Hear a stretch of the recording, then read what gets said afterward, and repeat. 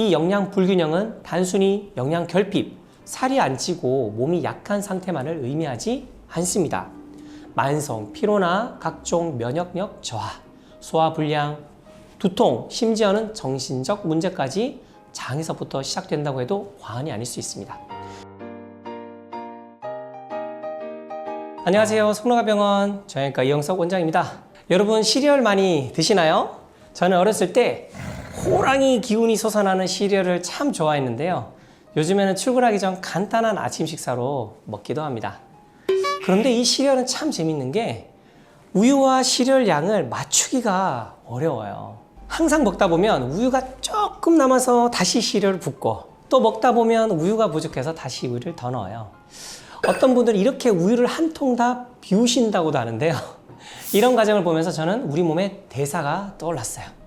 우리 몸에도 적절한 영양분과 모든 성분들이 고루 균형을 이뤄야 건강한 상태를 유지할 수 있는데요. 만약 어떤 한 성분이 과해진다면 불균형을 이루어 악순환이 반복되는 거죠. 그래서 우리는 몸 안의 균형을 잘 이룰 수 있도록 어떤 게 부족하고 어떤 게 과한지를 잘 파악해서 적절하게 충족시켜주는 것이 매우 중요합니다. 기능의학 검사가 바로 이런 것들을 알려주는 지표가 될 수 있습니다. 기능의학에는 수십 가지의 다양한 검사 종류들이 있으며 저희 성노가병원에서는 혈액검사, 소변 유기산 검사, 장내 미생물 검사를 시행하고 있는데요. 이는 가장 기본적인 검사이자 필수적인 검사라고 할 수 있습니다. 특히 우리 몸의 모든 대사는 95%가 소변으로 나오기 때문에 소변을 통해 대사가 잘 돌아가고 있는지 대사체의 양이나 성분을 통해 확인할 수 있습니다. 우리는 보통 음식을 통해서 다양한 영양분을 충족시키는데요. 예를 들어 탄수화물을 섭취하면 탄수화물이 대사가 되면서 피루베이트, L-락테이트, 베타-하이드록시 부틸레이트라는 물질들이 만들어지게 되는데요.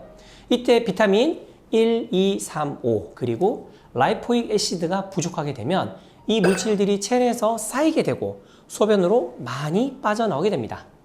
이때 우리는 소변 유기산 검사를 통해 탄수화물 대사가 제대로 되지 않는 것을 알 수 있고 위의 영양제를 공급해 줌으로써 균형을 맞춰줄 수 있는 거죠.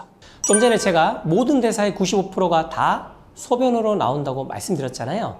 여기서 약 3% 정도는 담즙을 통해 대변으로 나옵니다. 우리의 소장과 대장은 몸속에 필요한 영양분은 밖으로 내보내지 않고 장을 통해서 재흡수하도록 합니다. 그런데 장이 안 좋아서 장내 점막이 이러한 역할을 수행할 수 없는 상태라면 먹은 게 제대로 흡수되지 않아 영양 불균형이 오게 되죠. 이 영양 불균형은 단순히 영양 결핍, 살이 안 찌고 몸이 약한 상태만을 의미하지 않습니다. 만성 피로나 각종 면역력 저하, 소화불량, 두통, 심지어는 정신적 문제까지 장에서부터 시작된다고 해도 과언이 아닐 수 있습니다. 이때 기능의학은 분변을 활용한 장내 미생물 검사로 장의 상태를 파악하고 적절한 방법을 통해 처적의 균형 잡힌 상태로 유지하도록 도움을 주죠. 그런데 몸을 회복하는 과정에서도 중요한 게 있습니다. 바로 회복 탄력성인데요. 이는 신체 어느 부분에 문제가 생겼을 때 정상적으로 다시 되돌아오는 힘을 의미합니다. 이 회복 탄력성은 당연히 높을수록 좋겠죠? 사실 이 개념은 정신적, 심리적인 부분에서 많이 언급되고 있는데요. 최근에는 다양한 스포츠와 취미 활동들이 생기면서 이런 것들을 건강하게 즐길 수 있도록 신체적 회복 탄력성을 높이는 방법에도 많은 관심이 쏠리고 있습니다. 신체적 회복 탄력성이 높아지면 부상이나 필요한 상태에서도 빠르게 컨디션을 회복할 수 있으며 일상에서 과도하게 운동을 하더라도 몸 안의 세포나 근육들이 쉽게 손상되지 않고 건강한 상태를 유지할 수 있다는 장점이 있습니다. 신체적 회복 탄력성을 높이기 위해서는 무엇보다 생활 습관이 중요합니다. 평소에 7, 9시간 이상 충분한 수면 시간을 갖고 적절한 운동과 스트레스를 낮출 수 있는 명상 등을 꾸준히 해주시고요. 과일, 채소, 통곡물, 단백질 등 다양한 식단을 유지하셔야 합니다. 이렇게 말씀드리면 할 일도 많은데 이걸 다 어떻게 지켜요? 하시는 분들이 계시더라고요. 그래서 저는 생활 습관을 유지하기 어려운 분들께 영양제만은 꼭 드시라고 추천하고 싶습니다. 영양제는 영양 보충제, 식이 보충제라고도 하며 일반적으로 우리가 음식으로부터 얻기 어려운 혹은 음식으로만 얻기에는 턱없이 부족한 성분들을 보충하기 위해 먹는 건데요.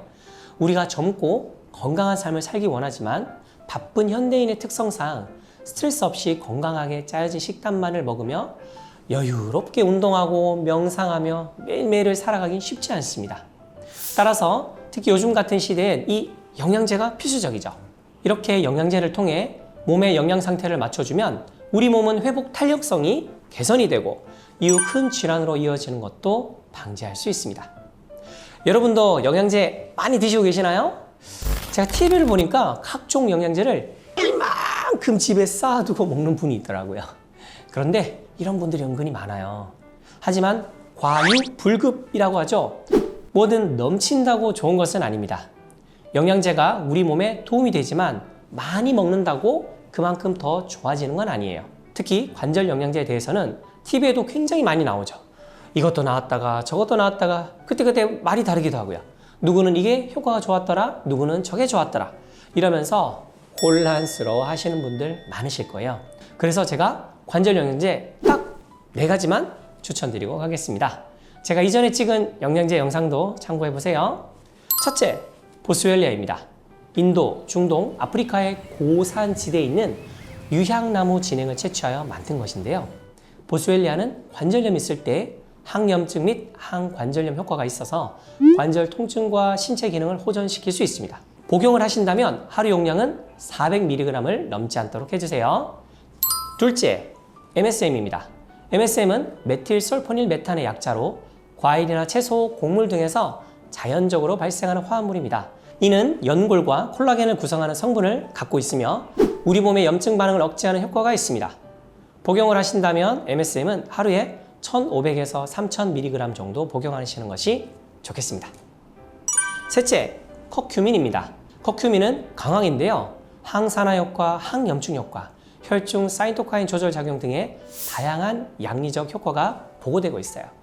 그런데 커큐민은 먹어도 몸에서 흡수가 잘 안 돼요. 따라서 커큐민을 섭취할 때 피페린이 함께 들어있는 것을 복용하면 효과적입니다.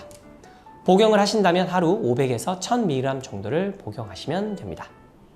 넷째, 피크노제놀입니다. 프랑스산 해양 소나무 껍질 추출물로 항산화 효과가 뛰어나며 비타민 C나 E보다 강력한 항산화 효과가 있습니다. 그 외에도 피크노제놀은 항염증, 면역 자극 및 신경 보호 작용이 있으며 갱년기 증상 완화 및 피부 건강에도 도움을 줍니다. 복용을 하신다면 하루 용량은 100에서 150mg 정도가 되도록 해주세요. 오늘은 기능의학에 대한 얘기를 나누며 무릎 건강을 유지할 수 있는 관절 영양제까지 알아봤는데요. 제가 준비한 내용은 여기까지고요. 도움이 되셨다면 좋아요, 구독, 알람 설정 잊지 마시고요. 다음 영상도 기대 많이 해주세요. 지금까지 성노가병원 정형외과 이영석 원장이었습니다.